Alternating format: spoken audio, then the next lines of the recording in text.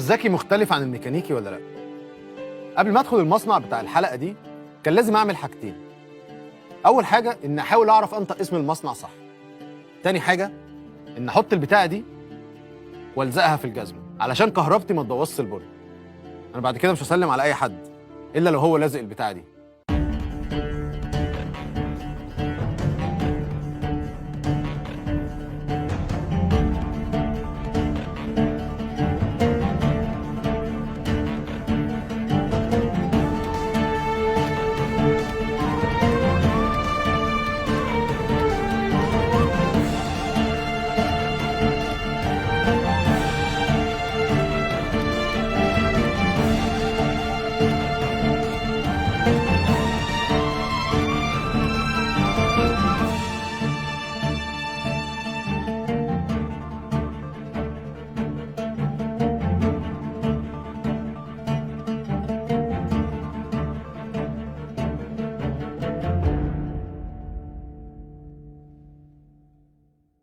برنامج الكونتينر، الراعي الرئيسي حديد عز، خبراء صناعة الصلب في مصر والشرق الأوسط. برنامج الكونتينر، الراعي الرئيسي حديد عز، خبراء صناعة الصلب في مصر والشرق الأوسط.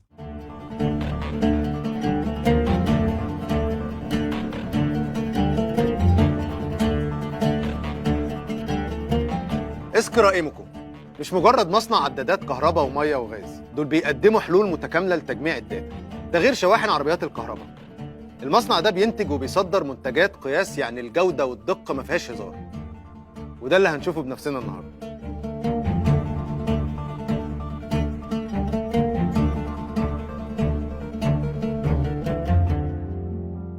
باشمهندس جمال، ازي حضرتك؟ اهلا وسهلا، ازيك؟ انا مبسوط جدا انا مع حضرتك. وفي البدايه يعني جنني الاول اسم المصنع، حاولت ان انا اقراه اسكراميكو. يعني ايه اسكراميكو؟ خلينا نقول اسكرا ايميكو دي شركه موجوده في سلوفينيا. سلوفينيا احدى دول الاتحاد الاوروبي. اسكرا هو مش انجلش، مش انجليزي، هي سلوفاني ومعناها شراره. اوكي. على اساس ان احنا بنتكلم على حاجه كهرباء. شراره. فهي اسكرايميكو دي معناها اللي هي حته ايه، شراره. هي اسكرايميكو شركه موجوده من سنه 1949، مشهوره في مجال الطاقه وقياس الطاقه. استحوذت استحواذ كامل من قبل شركه السويدي الكتريك سنه 2007. فبنينا المصنع في 2008 وابتدينا بقى نشتغل في مجال، مش عايز اقول تصنيع العدادات لان احنا مش بنصنع عدادات، احنا بنعمل حلول متكامله، واحدى المكونات بتاعه الحلول دي العداد. هل في البدايه من اول ما حضرتك بداتوا مثلا 2009 2010 بدايه الانتاج وكده، واجهتوا يعني اي صعوبات ولا كان خلاص النجاح حصل وبداتوا تصدروا من اولها؟ اول 6 شهور او 8 شهور كنا بنبيع في السوق المحلي، وبعد كده ابتدينا نصدر، لان عمليه التصدير زي ما اقول لحضرتك فيها بتلزم حاجات كتير وشهادات كتير طبعا، بالذات ان احنا بنصدر لاوروبا وافريقيا ومنطقه الميدل ايست، وزي ما حضرتك عارف اوروبا بالذات طبعا، يعني احنا بنصدر لالمانيا والمانيا عشان مش هيهزروا دول. لان هم بيعملوا ايه في المانيا؟ ممنوع دخول اي جهاز قياس، والعداد ده احدى اجهزه القياس، الا لما يكون حاصل على شهاده اللي هي الام اي دي، او اللي بنقول عليها الميجرنج انسترومنت دايركتيف، توجيهات ازاي العداد ده يشتغل. اتولد ازاي لغايه ما كبر وبقى عداد واتحط على أيوة. فالمانيا طبعا كلمه الام اي دي معناها كل الشهادات اللي الناس كلها بتسمع عنها بتتجمع كلها، زائد المتطلبات الخاصه بالمانيا. انا ليه سالت حضرتك اللي هيبقى فيه صعوبات في السوق المحلي؟ لان الناس العداد القديم اللي هو الميكانيكي او العداد الاسود زي ما المشهور كده، يعني هو متخيل ان العدادات السمارت او العدادات الجديده ما مش هيعرف يضحك عليها، مش طيب زي زمان، يعني تحس ان هو بقى ده اغلى يعني، فهتلاقي الناس عندها تمسك بالعداد الاسود ده، مش عايز يسيبه. اللي انت ده حقيقه، الناس عايزه فاهمه كده، لكن في الحقيقه لا، الموضوع مش كده خالص. قرايات واستهلاك العداد الميكانيكي الاسود ده زيه زي العداد السمارت، زيه زي العداد البريبيد او مسبوق الدفع. اهم المنتجات يعني حضرتك تكلمنا عن العدادات اللي بتتعمل، يعني هل هي كهرباء بس، كهرباء ميه؟ انا عارف ان في كهرباء ميه وفي الطريق للغاز. وكمان عندكم زي سيستم مجمع ان هو ممكن يبقى انت عندك حاجه لسه شغالين عليها، فكره ان يبقوا الثلاث عدادات دول بيتقروا على حاجه واحده، يعني دي محتاجه افهمها برضه. الاول ما ابتدت الحلول المتكامله كان العداد الكهرباء بيتوصل عليه عداد الميه ويتوصل عليه عداد الغاز، ويشتغل هو ماستر او هو السيد والتانيين هم العبيد بتوعه. أيوة.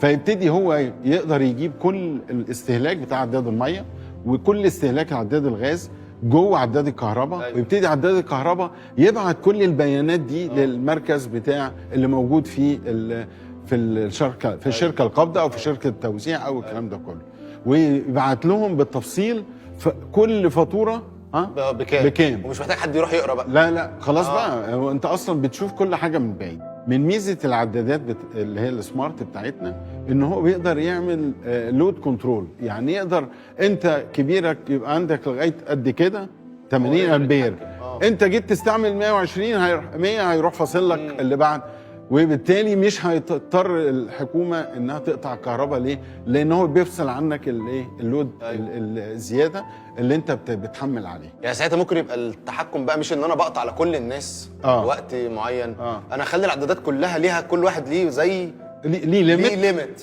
تمام. انت بقى وشطارتك خلصته ممكن ما يقطعش عليك خالص، انت بقى رحت حارقهم كلهم وفتحت كل التكييفات وسبتهم. ماشي. انا عديت الليميت وانت ما عديتوش، ممكن نساعد بعض يعني. والله بجد ممكن. طيب يا باشمهندس جماعه، عندي سؤال كمان ليه علاقه بالعربيات الكهرباء اللي برضو لسه شويه انا حاسس ان قدامها وقت، لسه المصريين بداوا يعني بدات تشوفها بس لسه فكره انك تعتمد عليها دي مش بتشجع قوي. فهل حضراتكم برضو شغالين على فكره الشواحن او محطات الشحن بتاعه الكهرباء؟ يعني ممكن حضرتك تكلمنا عليها شويه. هقول لك على حاجه. طبعا نسبه عربيات الكهرباء في مصر مش كتير، ولكن احنا لما بنقرر نخش في بيزنس بيبقى التارجت بتاعنا السوق المحلي وسوق التصدير. فدي ان شاء الله البيزنس ده على بدايه 2025 هيبقى عندنا المصنع ده، ولكن حاليا في السنه دي ان شاء الله احنا بنصنع للسوق المحلي والتصدير. التارجت بتاعنا احنا بخصوص العدادات لغايه دلوقتي كنا بنصدر بنسبه 60-40. السنه دي التارجت بتاعنا 80-20، يعني نسبه التصدير هنرفع 80% والسوق المحلي 20 والسوق المحلي 20 سوق اوروبا ان شاء الله. ان شاء الله. شكرا جدا يا باشمهندس، انا متشكر، كان شرف ليا ان انا معاك. الله يخليك. برنامج الكونتينر، الراعي الرئيسي حديد عز، خبراء صناعة الصلب في مصر والشرق الأوسط. برنامج الكونتينر، الراعي الرئيسي حديد عز، خبراء صناعة الصلب في مصر والشرق الأوسط.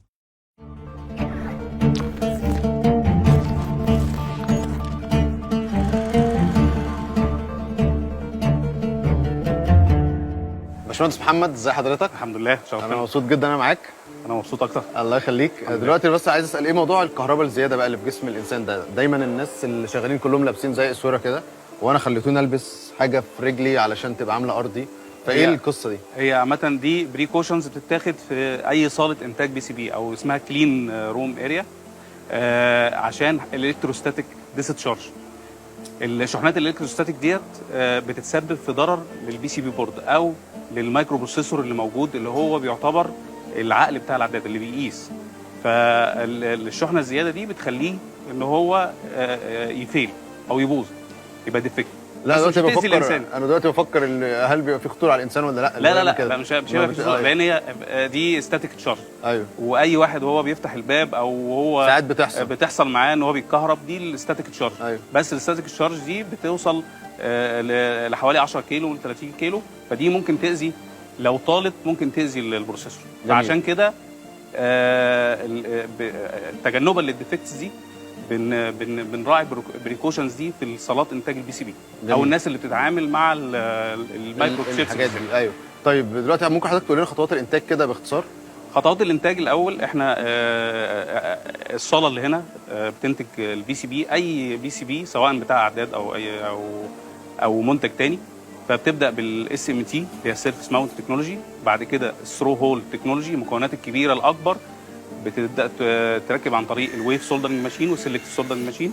بعد كده بنعمل حاجه اسمها الفانكشن تيست، ان انا بختبر الفانكشنز بتاع الدوائر بتاع العداد، يعني دايره الباور، دايره الاي ار، بختبر الفانكشن بتاعتهم شغاله ولا لا. وبعمل حاجه اسمها الان سيركت تيستر، بختبر كل الكومبوننت الموجوده في البي سي بي. بعد كده بنزل على الفاينل اسمبلي اللي بيحصل فيه كاليبريشن للميتر، بيشوف الميتر بيقيس باكيورسي قد ايه، وحسب الاكيورسي ديت ببدا العميل بيطلب انا عاوز كلاس نص او كلاس 1، ده الاكيورسي بتاعته. وبعد كده ده كله من الاول للاخر ده تيستنج وانسبكشن 100%. بعد كده في حاجه اسمها كواليتي اشورنس، بناخد نسبه 4% من الانتاج، نبدا نعمل عليهم اشورنس تاني على الكواليتي. لما ال 4% دول ينجحوا يبدا يعمل ريليز للباتشه عشان تروح للباكينج، بعد كده تروح للعميل. جميل. طب هل في احتماليه ان العداد اللي وصل للعميل في البيت مثلا يبوظ او يحصل له اي حاجه؟ يعني انت تكتشف ازاي ان ممكن يبقى العداد يا اما بيقرا ازيد او انقص؟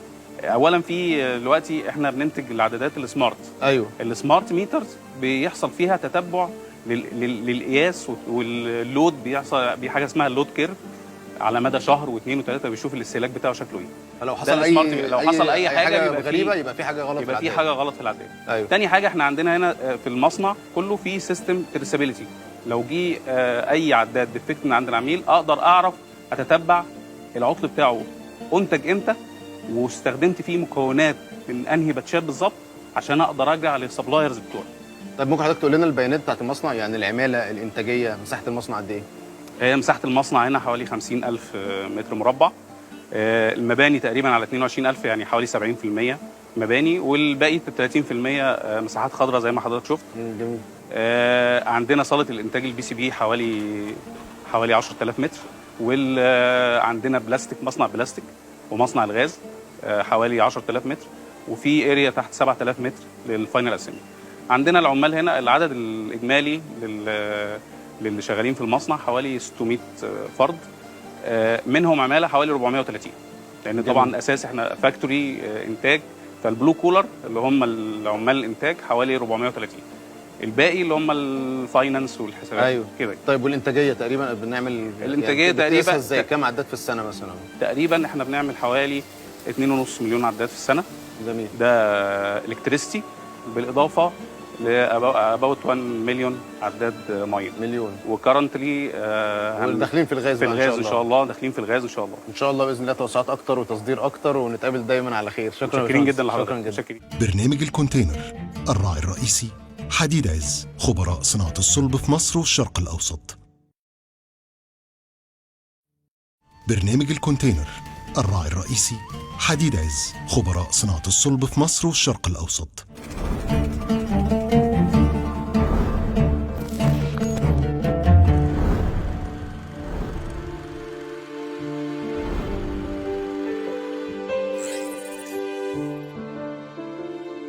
يا ترى عم عيد اللي هو اقدم عامل اشتغل في العدادات القديمه ولا لا؟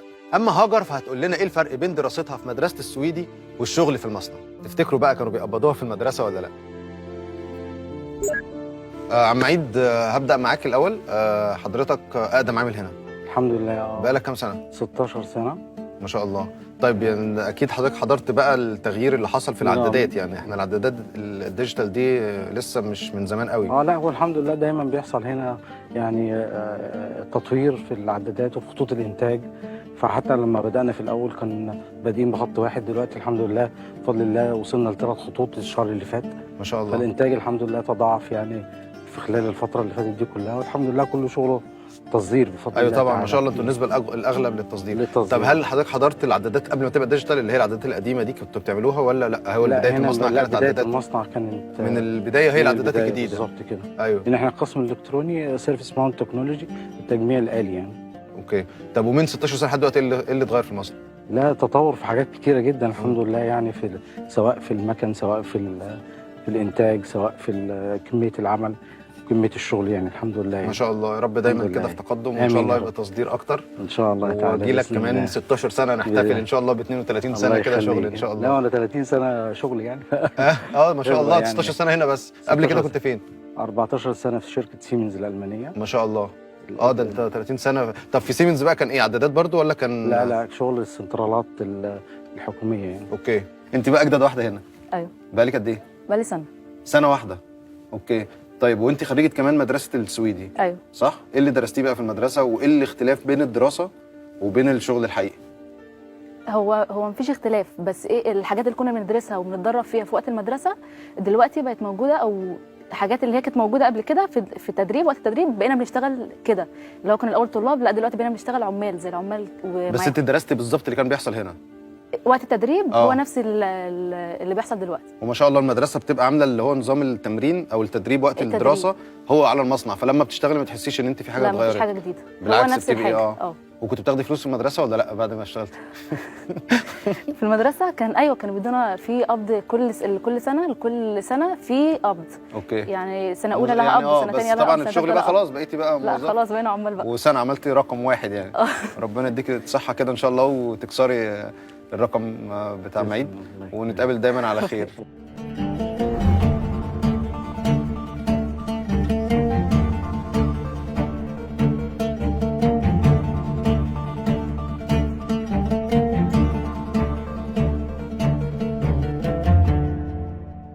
انا سؤالي بخصوص التصدير، فعايز اعرف بنصدر لكام دوله وايه اهم الدول اللي احنا بنصدر لها؟ هو الحقيقه احنا من ساعه ما بدانا يمكن عندنا ماركت في اراوند ذا وورلد، احنا عندنا ماركت في كل العالم تقريبا. جميل. بنصدر لاكثر من 50 دوله. على سبيل المثال مثلا في لاتين امريكا عندنا باراجواي، الارجنتين، سورينام. في افريقيا يمكن دول حوض البحر المتوسط كلها، المغرب، تونس، ليبيا. في بلاك افريكا مثلا عندنا توجو، نيجيريا، ما شاء الله. جنوب افريقيا. اوروبا طبعا احنا بنتصدر لالمانيا، انجلترا، فرنسا. ده احنا مسيطرين جامد. احنا عايز اقول لك احنا عندنا ريمارك كبيره ان احنا بنصدر لهونج كونج، فاحنا بنصدر لتشاينا. يعني مصر بتصدر عدادات ما شاء الله. عندنا في ميدل ايست الامارات، عمان، السعوديه، سوريا، لبنان، في اكتر من 50 دوله. طب هل العداد بيختلف من بلد للتانيه او من طبعا كل دوله بيبقى ليها مواصفه على حسب الستاندرد، نوع الكوميونيكيشن اللي موجود. لو بنتكلم عن سمارت ميتر، كام امبير، قد ايه نسبه عدادات السي تي للدايركت كونكشن، قد ايه الانبوت اوت بورت، هو عايز يقرا العداد بكام طريقه. فكل مواصفه يعني هل هو بتختلف فكره بيقرا العداد كل قد ايه؟ يعني ده نقدر نقول كده؟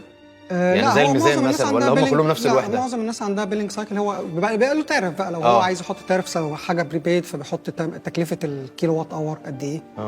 بس في نوع الكوميونيكيشن ممكن يختلف من دوله لدوله.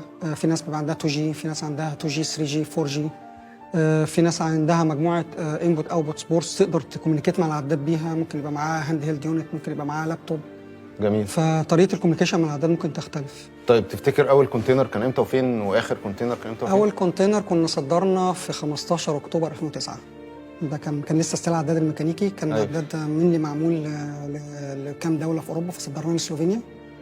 واخر كونتينر مصدرينهم الخميس اللي فات. كل اسبوع عندنا شحنه اتليست. مصنع اسكرا إيمكو بيصدر لأكتر من 50 دولة في أوروبا وأفريقيا وأمريكا اللاتينية. ده حتى الكونتينرات وصلت هونج كونج. واخد بالك؟ هونج كونج يعني الصين. تخيل بقى لما مصر تصدر عدادات ذكية للصين وكل الدول دي. ده أكبر دليل على تفوق منتجاتنا المصرية اللي عليها أحلى جملة: صنع في مصر.